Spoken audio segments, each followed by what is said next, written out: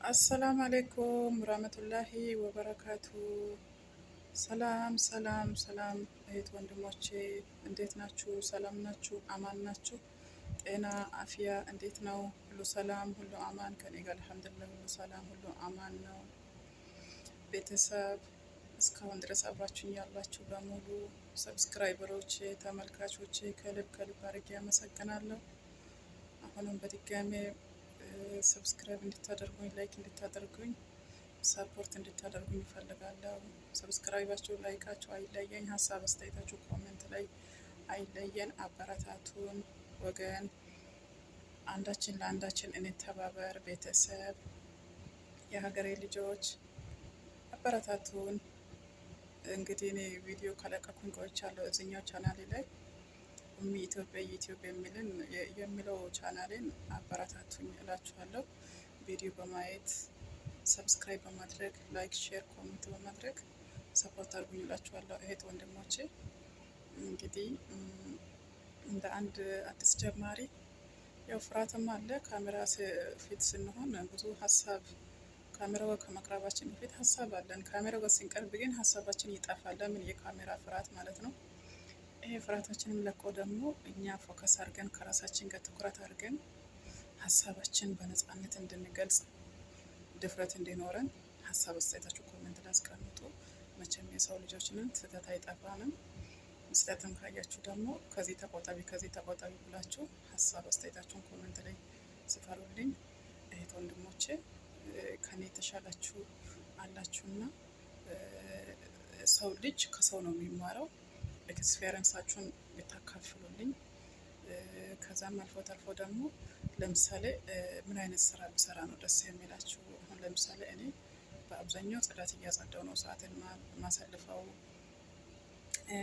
አንዳንድ መቅረጽ የምፈልጋቸው ነገሮች አሉ፣ ግን በቃ የሆነ ድፍረት የማጣት ነገር፣ ኮንፊደንስ የማጣት ነገር አለና ድፍረት እንዲኖረኝ ምን ባደርግ ድፍረት ይኖረኛል? ምን ሳደርግ ነው ድፍረት ኖሮኝ በኮንፊደንስ ምርጥ ቪዲዮችን እየቀረጽኩኝ ለእናንተ ለማቅረብ የምችለው? አሁን የተለያየ ቦታ ወጥቼ መቅረጽ እችላለሁ፣ ግን ድፍረት ከየት ይምጣ? ገባችሁ አይደለም? እና ደግሞ አላህ ፈቅዶልን ኢንሻአላህ ቻናላችን ጥሩ ከሆነ ይዘን ወደ ሀገር ሄደን አንዳንድ ቦታዎችን አካባቢዎችን በማስጎብኘት በማሳየት በማየት በማዝናናትም እናንተንም በማዝናናት እኛ በመቅረጽ እየተዝናናን እናንተ በማየት እየተዝናናችሁ የተሰማችሁን ሀሳብ አስተያየታችሁን ኮሜንት ላይ እንድትሰፍሩልን እንፈልጋለን። በትህትና እንጠይቃችኋለን። እንዲሁም ደግሞ እህት ወንድሞቼ ቪዲዮቻችን ሼር በማድረግ ላይክ በማድረግ ኮሜንት በማድረግ ተባበሩን እላችኋለሁ። ወገኖቼ የምወዳችሁ የማከብራችሁ። እንግዲህ እኔ ብዙ ጊዜ ቪዲዮ መቅረጽ እችላለሁ፣ ይመቸኛል እኮ አለኝ፣ ጊዜ አለኝ፣ ሰፊ ሰዓት አለኝ። ግን በቃ ስለምን ላውራ ስለምን ላቀርብ? ለምሳሌ የሰው ቪዲዮ መስራት ክልክል ነው ሲባል ስለምሰማ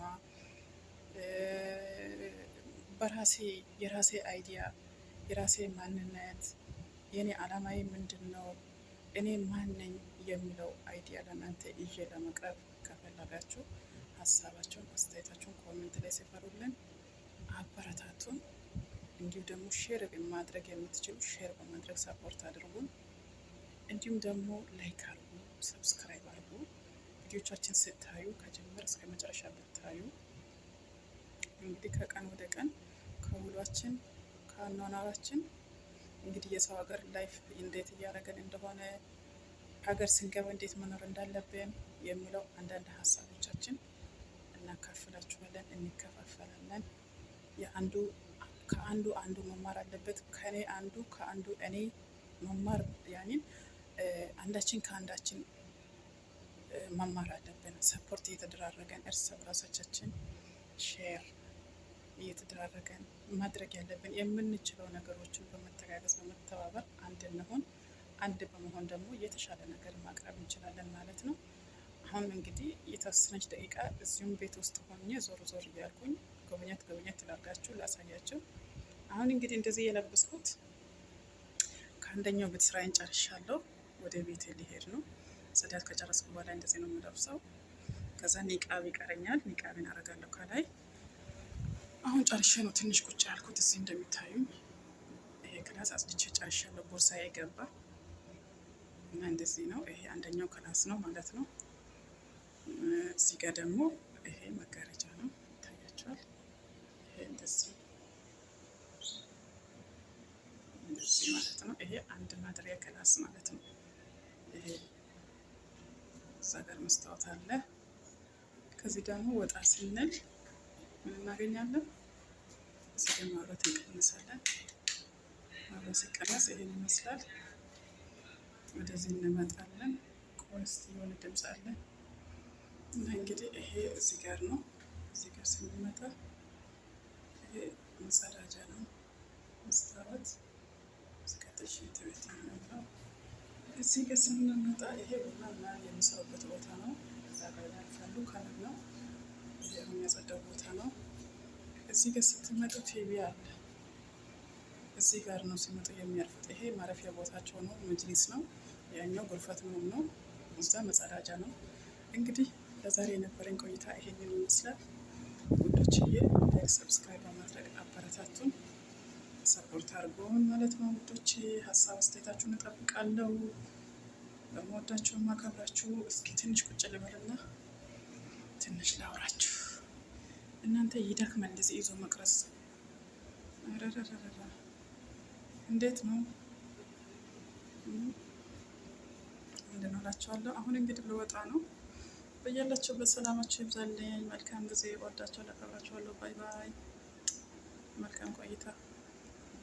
ሰላም ሁኑልኝ። ቻው